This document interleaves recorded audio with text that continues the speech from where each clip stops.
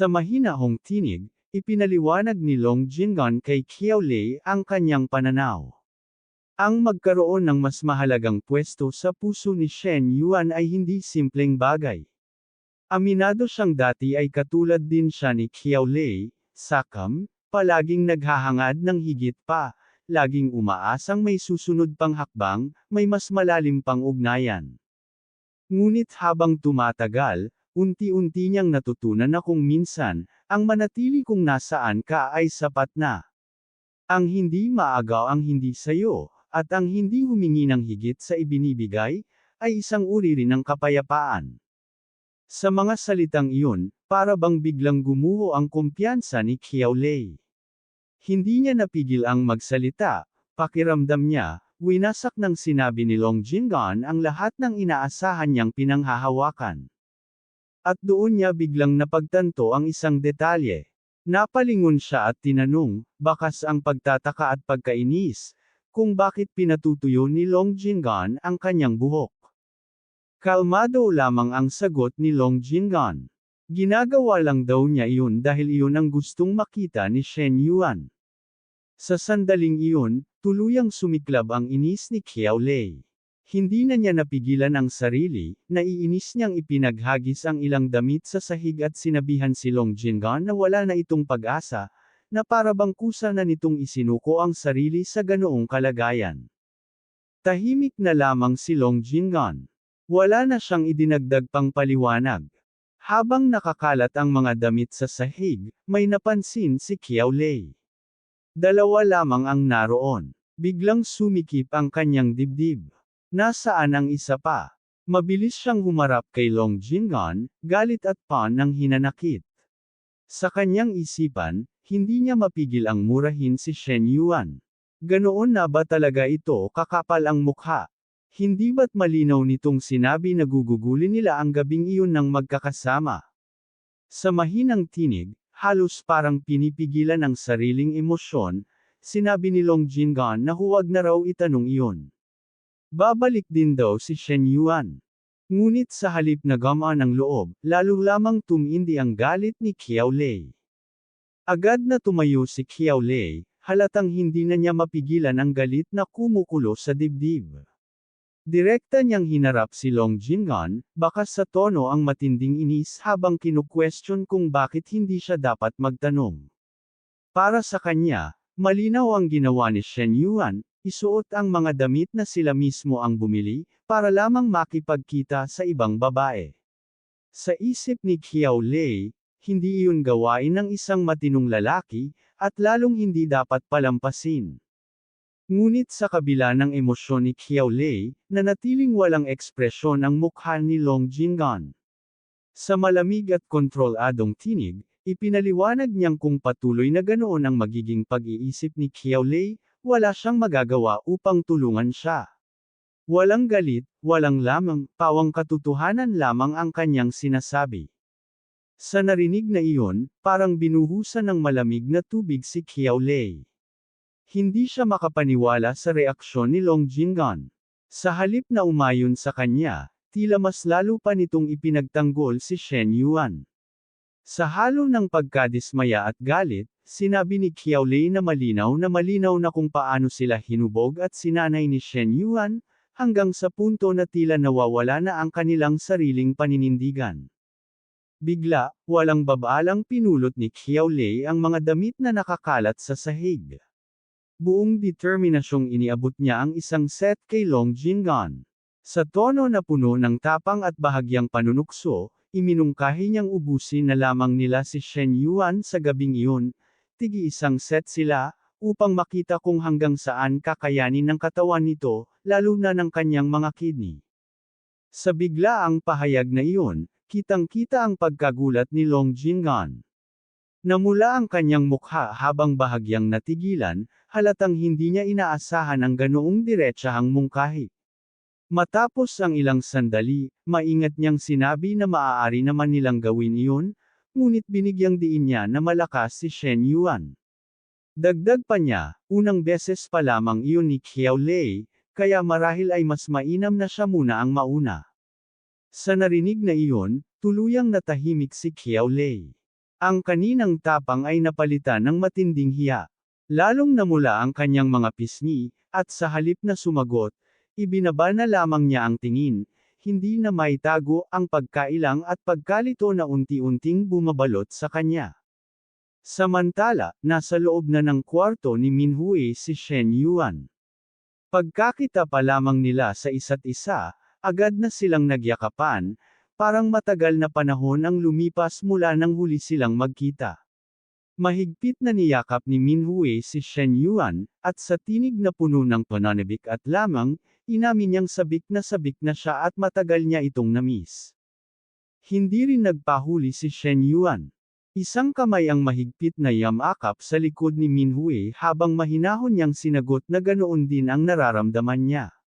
Pagkatapos, iniabot niya ang dala niyang bagay kay Minhui, na agad namang ikinagulat at ikinatuwa nito. Kitang-kita ang kislap sa mga mata ni Minhui habang may halong pananabik niyang tinanong kung anong klaseng sorpresa ang inihanda ni Shen Yuan para sa kanya. Sa halip na diretsahang sagutin, ngumiti lamang si Shen Yuan at sinabing mas mabuting siya na mismo ang tumingin. Nang buksan ni Minhui ang dala ni Shen Yuan at makita ang laman nito, bigla siyang namula hanggang tenga. Hindi niya napigil ang mapatingin muli kay Shen Yuan, halatang naguguluhan at nahihiya, habang tinatanong kung iyon ba talaga ang tinutukoy nitong sorpresa. Masayang-masaya namang ngumiti si Shen Yuan at tila may bahid panunukso ang kanyang tono nang itanong kung hindi ba ito nagustuhan ni Minhui, sabay sabing tiyak na babagay iyon sa kanya.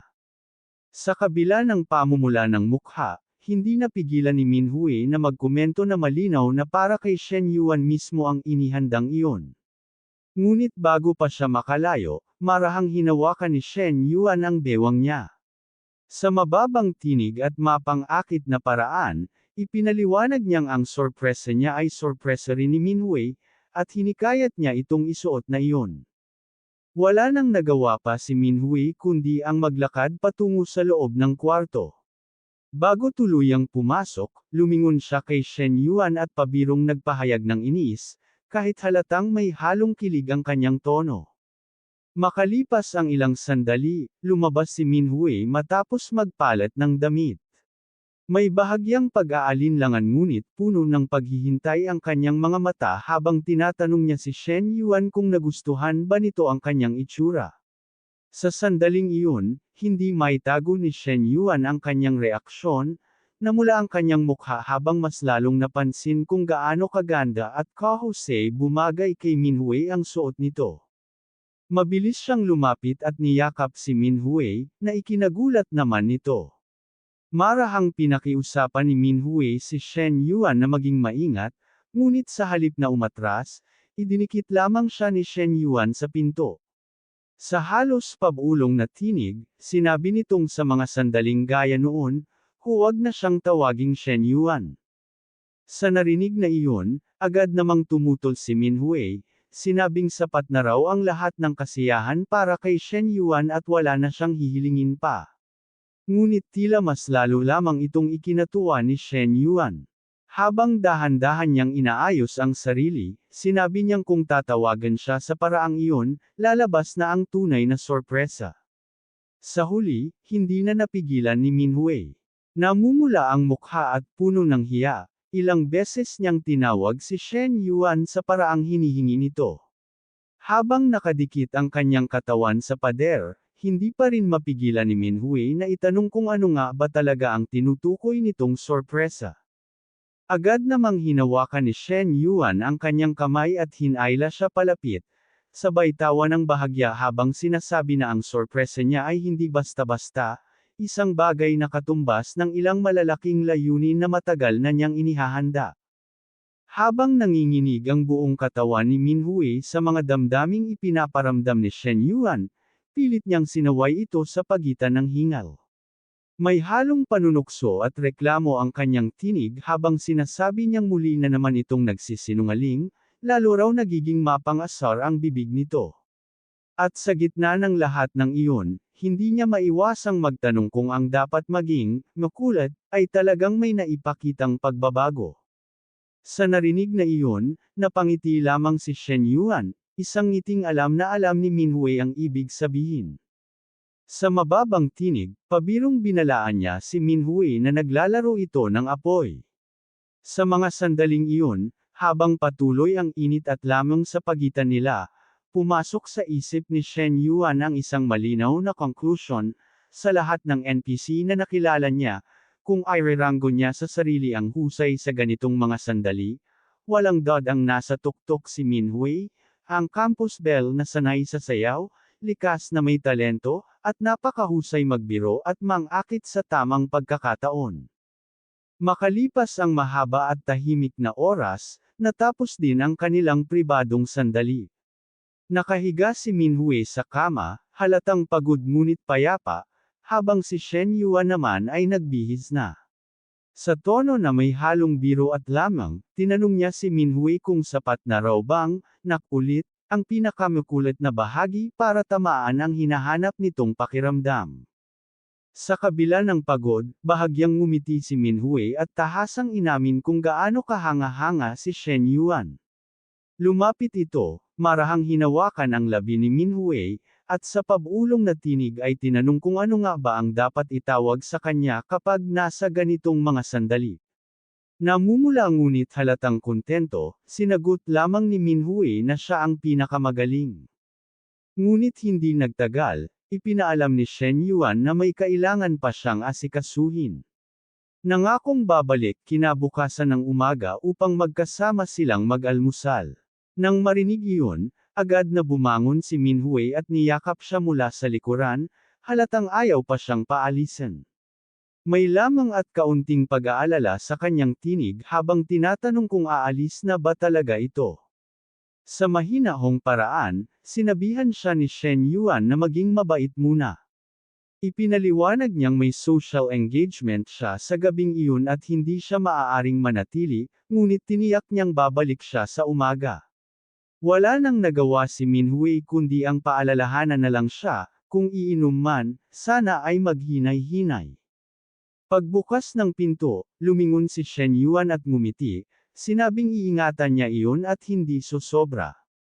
Habang nakatayo pa sa labas ng elevator, saglit na napaisip si Shen Yuan. Pakiramdam niya ay matagal-tagal na rin siyang nawala. Dapat ay bumalik na siya sa itaas upang samahan ang dalawang babae. Ilang oras pa lang ang lumilipas, ngunit tila napakalapit na nila sa isa't isa, sa puntong sabay na silang pumupunta kahit sa banyo. Hindi niya maiwasang mapangiti sa ideyang iyon. Pagbalik sa loob, umupo siya sa sofa at agad na sinimulang sagutin ang sunod-sunod na mensaheng pumapasok sa kanyang telepono. Tahimik ang paligid, hanggang sa biglang bumukas ang pinto ng kwarto. Lumabas si Long Jinggan, suot ang isang eleganteng kasuotang chino. Sa sandaling makita siya ni Shen Yuan, hindi niya napigil ang matigilan. Halatang pinag-isipan ang bawat detalye, mula sa tela hanggang sa hiwa, na lalong nagbigay diin sa likas na ganda at tindig nito. Pinipilit ang sarili na manatiling kalmado, ngunit nangangailangan ng napakalaking tapang. Marahang sinabi ni Long Jinggan kay Shen Yuan na ngayong gabi, nais niyang pagbigyan nila siya, lubos at buong buo. Sa narinig na iyon, bahagyang namula si Shen Yuan. Ngunit bago pa siya makapagsalita, napansin niya ang isang figure sa gilid ng silid. Nandoon si Qiao Lei, tahimik, halos hindi makatingin, habang suot ang isang costume na halatang ikinahiya niya. Ang kanyang kilos ay puno ng pag-aalinlangan, ngunit hindi maitatangging lalo nitong ipinakita ang ganda ng kanyang hubog. Napaisip si Shen Yuan kung bakit tila sobrang mahiyain ni Qiao Lei sa sandaling iyon. Ngunit hindi rin niya may kakaila, ang pamumula ng pisngi nito at ang maingat na galaw ay may kakaibang hatek. Bago siya umalis kanina, ang dalawa ay parehong mailap at alanganin. Ngayon, parang may biglang nagbago, lalo na si Qiao Lei. Habang dahan-daang inaalis ni Shen Yuan ang kanyang panlabas na kasuotan, may ngiting sumilay sa kanyang labi. Kung ganito na rin lang ang naging desisyon nila, handa siyang. Ngunit biglang tumago si Qiao Lei. Halatang hindi na niya kinaya ang hiya. Sa halos pasiga na tinig, mariin niyang sinabi na nagsisisi siya at ayaw na niyang ituloy. Napatigil si Shen Yuan at agad na tinanong kung ano ang nangyayari. Maingat na ipinaliwanag ni Long Jinggan na napag-usapan naman nila iyon ng magkasama, ngunit marahil ay nadala lamang si Qiao Lei ng emosyon sa sandaling iyon. Sa halip na magalit, napangiti si Shen Yuan. Sa pabirong ngunit may lamang na tono, sinabi niyang kung naka-battle outfit na sila, wala nang atrasan. Hiniling niyang kausapin at kumbensihin na lang ni Long Jinggan si Qiao Lei. Halatang nahiya si Long Jinggan at nagtanong kung paano niya gagawin iyon. Sa kanyang isip, hindi ito tulad ng paghimok sa isang tao na uminom o bumili ng kung ano, ibang uri ito ng pag-uusap, miislan at puno ng damdamin. Parang isang tagapamagitan na kailangang intindihin ang puso ng isang taong nag-aatubili.